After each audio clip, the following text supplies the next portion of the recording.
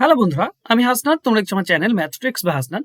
বন্ধুরা, railway group D এর জন্য আমরা ক্লাস করছি, আজকে 5 নম্বর ক্লাস। তো আজকেও কিছু গুরুত্বপূর্ণ অঙ্ক রয়েছে তোমাদের রেলওয়ে গ্রুপ ডি এর জন্য। তো চলো শুরু করে আজকে ক্লাস। প্রথম প্রশ্ন এরকম দেওয়া হয়েছে যে 27 পাওয়ার 20 মাইনাস 12 পাওয়ার 20 রাশিটি নিচের কোন সংখ্যা দ্বারা বিভাজ্য। একটা জিনিস মনে রেখো, যদি এই ফরম্যাটে থাকে যে a to the power m minus b to the power m, এই ফরম্যাটে যদি থাকে, এবার m যদি বিজোড় হয় তাহলে কোন সংখ্যা দিয়ে ভাগ করা যায় জানো? তাহলে a মাইনাস b দিয়ে ভাগ করা যায় সব সময়। আচ্ছা, আর যদি m জোড় হয় তাহলে কি হবে? m জোড় হলে দুটো a মাইনাস b দিয়েও ভাগ করা যাবে, ঠিক আছে, জোড় হলে। আবার a প্লাস b, এ দুটো দিয়েই ভাগ করা যাবে। তো এখানে দেখো দেওয়া আছে 27 এর পাওয়ার 20 মাইনাস 12 পাওয়ার 20। দেখো জোড় আছে, পাওয়ারে কি আছে? জোড় আছে, মানে এটা মাইনাস দিয়েও যাবে প্লাস দিয়েও যাবে। মানে 27 মাইনাস 12 এটা দিয়েও ভাগ করা যাবে, আর 27 প্লাস 12 এটা দিয়েও ভাগ করা যাবে। 27 থেকে 12 বিয়োগ করলে কত হয়? 15, এটা দিয়ে ভাগ করা যাবে। কিংবা 27 আর 12 যোগ করলে হচ্ছে তোমার 39, এটাও দিয়ে ভাগ করা যাবে। দেখো কোনটা আছে? 39 আছে, তো এটাই হবে আমাদের উত্তর। ঠিক আছে, এই দুটো দিয়ে কিন্তু ভাগ করা যাচ্ছে।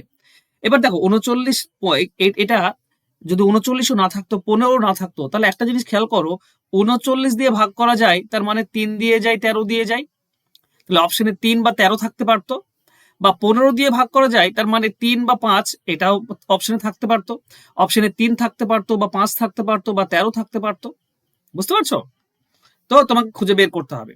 যদি 39 না থাকতো তাহলে হয়তো 3 থাকতো, না হলে 5 থাকতো, না হলে 13 থাকতো। ওকে, চলো নেক্সট কোশ্চেন যাব। বলা হয়েছে 47 এর পাওয়ার 25 মাইনাস 1 সর্বদা কোন সংখ্যা দ্বারা ভাগ করা যাবে। আচ্ছা, আগের অঙ্কর মতোই এটাকে আমরা লিখতে পারি 47 এর পাওয়ার 25 মাইনাস 1 এর পাওয়ার 25। এখানে বিজোড় আছে পাওয়ারে, তাই না? পাওয়ার বিজোড় থাকলে মাইনাস দিয়ে ভাগ করা যায়। 47 মাইনাস 1 এটা দিয়ে সর্বদা ভাগ করা যাবে, মানে 46 দিয়ে ভাগ করা যাবে। এটা অপশনে দেখো 46 নেই। এই 46 কে ভাঙো, 46 কে ভাঙলে আমরা পাই 2 আর কত? 23। তার মানে 2 দিয়েও ভাগ করা যায়, 23 দিয়েও ভাগ করা যায়। তাহলে এটা দেখো অপশনে 23 রয়েছে, তো এটাই হবে আমাদের উত্তর। বোঝা গেল? চলো যাবো আমরা নেক্সট কোশ্চেনে। n হলো একটি পূর্ণ সংখ্যা যাকে 6 দ্বারা ভাগ করলে 4 অবশিষ্ট থাকে। তাহলে 2n কে 6 দ্বারা ভাগ করলে কত ভাগশেষ থাকবে? দেখো তুমি যদি নর্মালি করো, 6 দ্বারা ভাগ করছো কোন একটি সংখ্যাকে, ভাগশেষ থাকছে 4, এটা বলা হয়েছে। তো এই 6 আর 4 যোগ করলে যেটা হয় সেটাই হবে সংখ্যাটা, মানে 10। দেখো 10 কে 6 দিয়ে ভাগ করো, 4 ভাগশেষ থাকবে। 6 1 কে 6, 4 ভাগশেষ। এই যে 2n, n এর মান 10, 2n মানে কত? 20 হবে। 20 কে 6 দিয়ে ভাগ করলে কত ভাগশেষ থাকবে সেটা চেয়েছে। 2n মানে কত? সংখ্যাটিকে দ্বিগুণ করে দাও, 20। তো এখানে 3 6 18, তার মানে 2 ভাগশেষ থাকবে। আমাদের অ্যান্সার হবে কি? Option C. এবার এই ধরনের অঙ্কের ক্ষেত্রে করতে হয় কি বন্ধুরা জানো?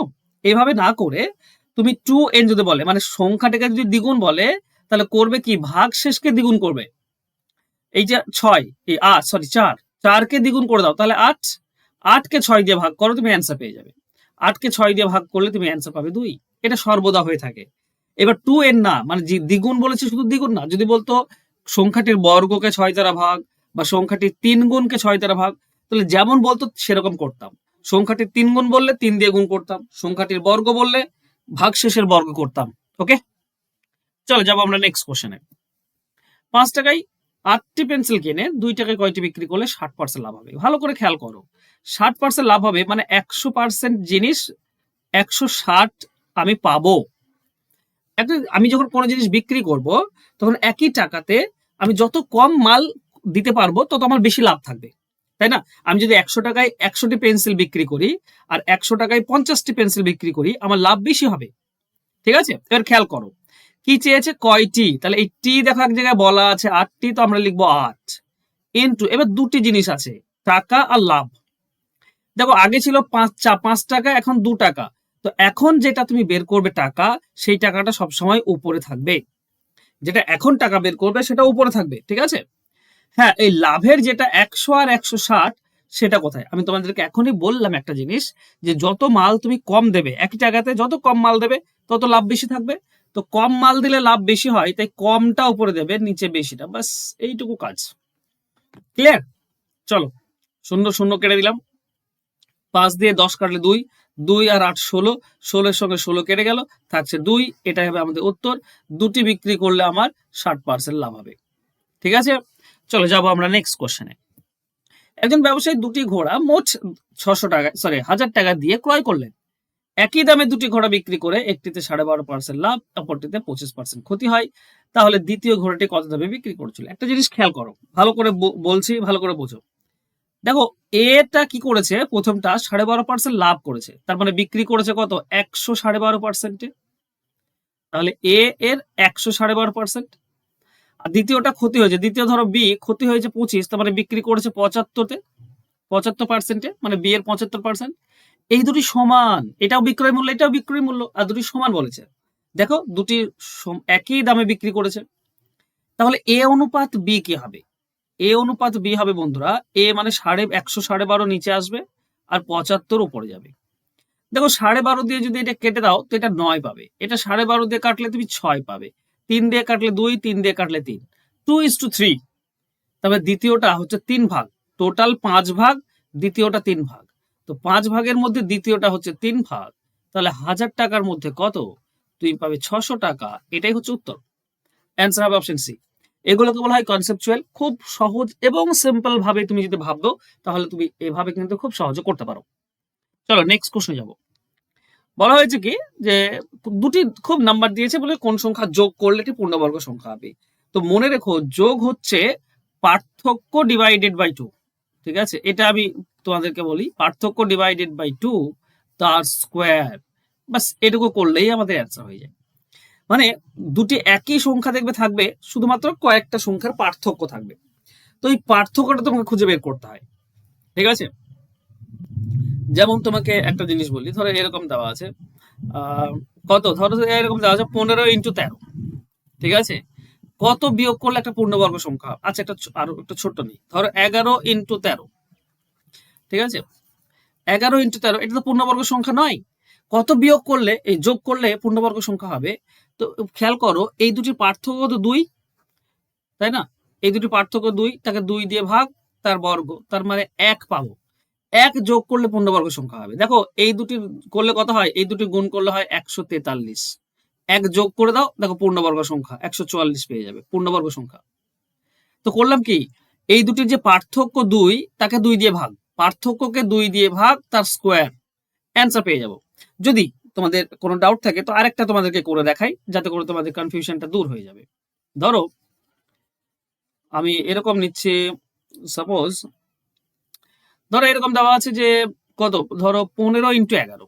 ঠিক আছে, এটা পূর্ণবর্গ সংখ্যা নয়, কিন্তু কত যোগ করলে পূর্ণবর্গ সংখ্যা হবে? তো এই দুটির পার্থক্য হচ্ছে 4, 4কে 2 দিয়ে ভাগ, তার স্কোয়ার, তার মানে 4কে 2 দিয়ে ভাগ করলে 2 হয়, 2 স্কোয়ার 4, 4 যোগ করলে পূর্ণবর্গ সংখ্যা হবে। দেখো এই দুটি গুণ করলে কত হচ্ছে, এই দুটি গুণ করলে হচ্ছে 165, 165, 4 যোগ করে দাও, তাহলে হবে 169।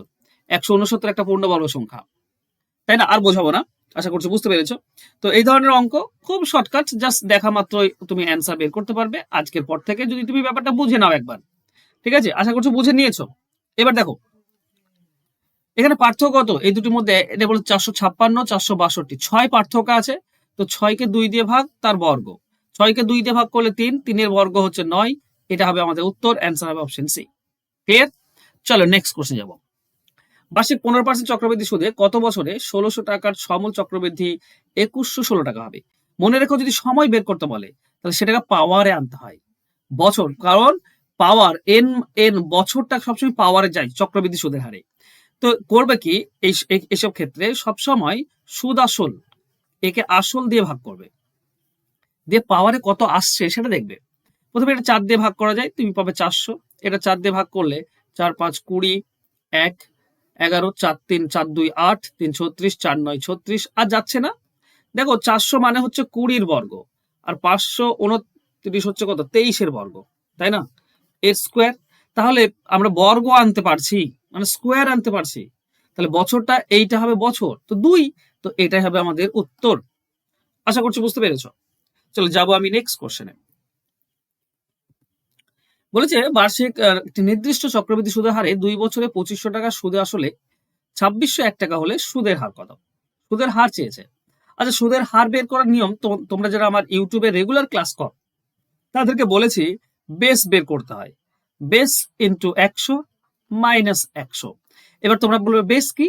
বেস হচ্ছে তুমি সুদ আসলকে আসল দিয়ে ভাগ করে দাও, সুদ আসল একে আসল দিয়ে ভাগ। যেহেতু 2 বছর তো স্কোয়ার নিয়ে এসো। দেখো এটা হচ্ছে 53 স্কোয়ার আর এটা হচ্ছে 50 স্কোয়ার, ঠিক আছে? মানে আসল হচ্ছে কত? আসল 50 আর সুদ আসল হচ্ছে 53, তার মানে সুদ কত? সুদ হচ্ছে 3। তাহলে বলতে পারো 50 সুদ 3 হয়, তাহলে 100-তে কত? 6%। অ্যান্সার হবে এটা। কিংবা এই যে বেস পেলাম 53, এটা মানে তো স্কোয়ার করা যায়। আচ্ছা তোমাদেরকে আরেকটু বোঝাই। দেখো আমার যারা রেগুলার তারা কিন্তু এগুলো জানো, ঠিক আছে? আর যারা হঠাৎ করে একদিন দেখছো আর দেখবে না, তাদেরকে তো বুঝিয়ে লাভ নেই আমার। আমার যারা রেগুলার ক্লাস করো তারা বোঝো। এটা মানে হচ্ছে 53/50 বর্গ। এই যে ভেতরটা পাচ্ছ, এখানে 2 আনলাম কেন? কারণ 2 বছর বলেছে তাই 2 এ নিয়ে এসেছি। 3 বছর বললে পাওয়ারে 3 নিয়ে আসতাম। এই 53/50 এটা হচ্ছে বেস, তাহলে 53/50 এর সঙ্গে 100 গুণ আর 100 বিয়োগ। দেখো 50 আর 100 কাটাকাটি যায় 2, তাহলে তুমি পাবে 106 মাইনাস 100, তার মানে 6%। এটাই হচ্ছে উত্তর। ওকে, চলো নেক্সট কোশ্চেনে যাবো। চালের দ্রব্যমূল্য 20% বৃদ্ধি পেল, কোন পরিবারে চালের ব্যবহার 25% হ্রাস পেল, তবে ওই পরিবারের পূর্বের খরচ এবং নতুন খরচ। দেখো পূর্বে যেটা, ধরে নাও 100 কেজি চাল আর 100 টাকা করে কেজি, তাহলে এইটা হচ্ছে পূর্বের খরচ। 100 কেজি চাল 100 টাকা করে কেজি, টোটাল খরচ হবে 100 ইন্টু 100, এটা প্রথমে খরচ। এখন কি হবে? এখন চালের দ্রব্য বেড়েছে কত? 20%, মানে এখন চালের দাম 120 টাকা। আর ব্যবহার 25% কমেছে, মানে এখন 75 কেজি, তাহলে এটার দাম এটা। অনুপাত চেয়েছে এই দুটির, ঠিক আছে? চলো কাটাকাটি করি। 20 দিয়ে কাটো 6, এটা 20 দিয়ে কাটো 5, 25 দিয়ে কাটো 3, এটা 25 দিয়ে কাটো 4, 2 দিয়ে কাটলে 2, এটা 2 দিয়ে কাটলে 3, এটা 5 2 10, এটা 3 3 9, তার মানে অনুপাত হবে 10 9। অ্যান্সার হবে অপশন বি। চলো নেক্সট নেক্সট কোশ্চেন যাবো। তার আগে বলি এই হচ্ছে আমার ফোন নাম্বার, সরাসরি আমাকে ফোন করতে পারো। তোমরা যদি রেলওয়ের জন্য প্রিপারেশন নিচ্ছ, ঠিক আছে, দেখো রেলওয়ের জন্য যদি প্রিপারেশন নিচ্ছ তো এই নাম্বারে যোগাযোগ করে আমার সঙ্গে কন্ট্যাক্ট করতে পারো। খুব কম পয়সায় তোমরা রেলওয়ের A to Z পেয়ে যাবে। এছাড়া যদি স্টেট লেভেলের মানে WEP KP এইসব ধরনের পরীক্ষা যদি তুমি দিতে চাও, বা মিসলেনিয়াস বলো বা PSCর আদার্স কোন পরীক্ষা বলো, যদি অঙ্ক শিখতে চাও চ্যাপ্টার ধরে ধরে, তবু জাস্ট এই নাম্বারে আমাকে ফোন করো, আমার সঙ্গে কথা বলো। তোমরা খুব কম পয়সাতে শিখতে পারবে অঙ্ক চ্যাপ্টার ধরে ধরে। যদি শিখতে চাও আমার সঙ্গে যোগাযোগ করো। এটা হচ্ছে তোমাদের জন্য হোমওয়ার্ক। একটি বাইকের দাম 10% বৃদ্ধি করা হয়েছিল এবং পরে আবার 8% বৃদ্ধি করা হয়েছিল, তাহলে সাকসেসিভ মেথডে করে দাও এটা। এটা X plus Y plus X Y divided by 100%, এই নিয়মে করবে, খুব ইজিলি সহজে অ্যান্সার পাবে। তাছাড়া দুটি বৃদ্ধি বলেছে মানে যোগ হয়, আর 10-এর 8% বা 8-এর 10%, ইজিলি তুমি অ্যান্সার পেয়ে যাবে, ঠিক আছে? তো ABCD 4টে অপশন দেওয়া আছে, তাড়াতাড়ি হোমওয়ার্ক লিখে কমেন্ট করো, আর এই নাম্বারে আমার সঙ্গে যোগাযোগ করো যদি ভর্তি হতে চাও, অঙ্ক শিখতে চাও। বাই।